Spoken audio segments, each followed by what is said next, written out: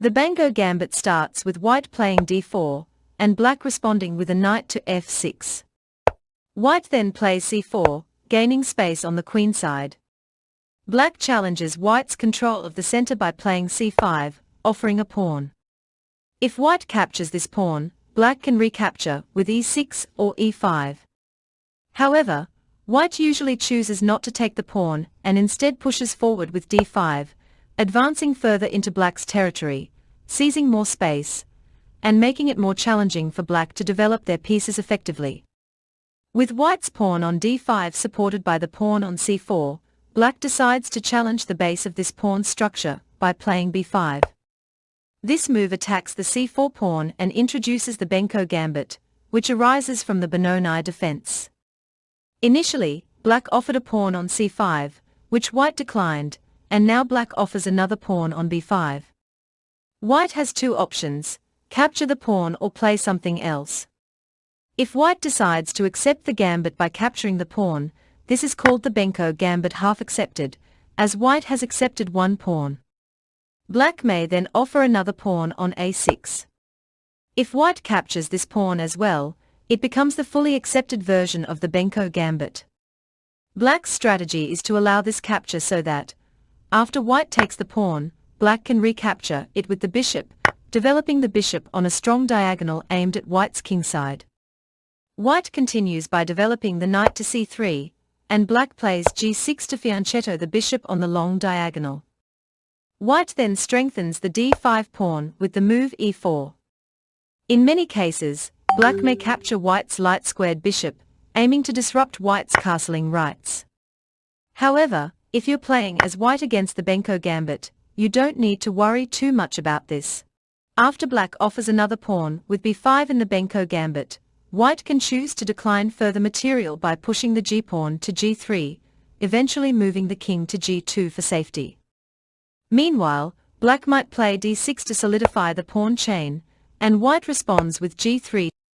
Black develops the bishop to g7 and prepares to castle, while white's king moves to g2, ensuring safety.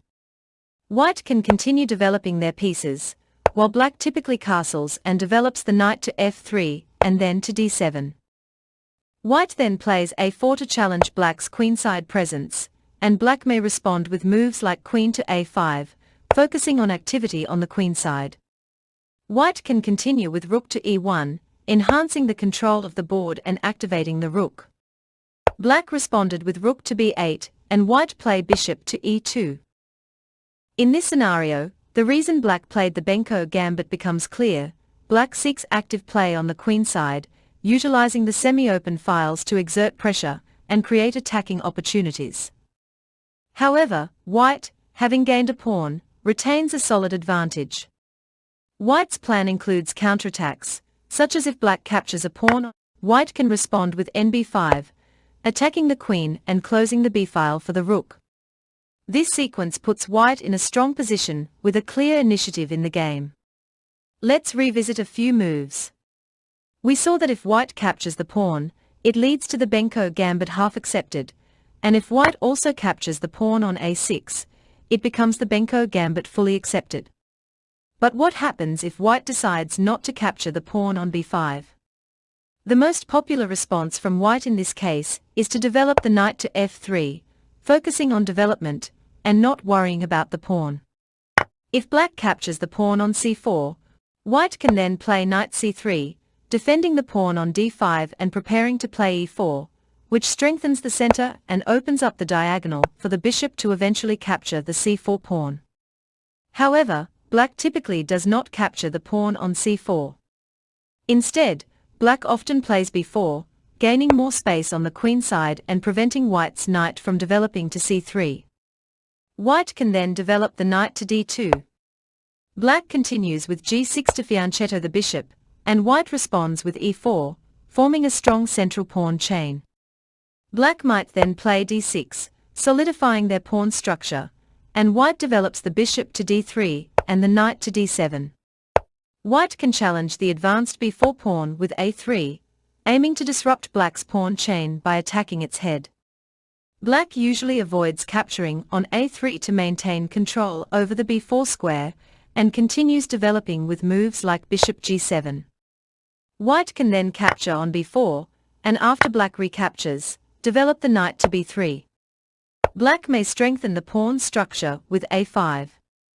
Both players typically castle, resulting in a balanced position with equal chances for both sides. The game continues with both sides having strategic options, and the position remains rich with possibilities. Now, it's time for a puzzle. In the given position, it's White's turn, and you need to find the best move for White. Share your answers in the comments, and let's see how many of you can solve it correctly. Also, don't forget to like and subscribe to stay updated with future videos. Take a moment to check out the other videos appearing on your screen right now. Thank you for watching, and I look forward to seeing you in the next one. Take care and peace.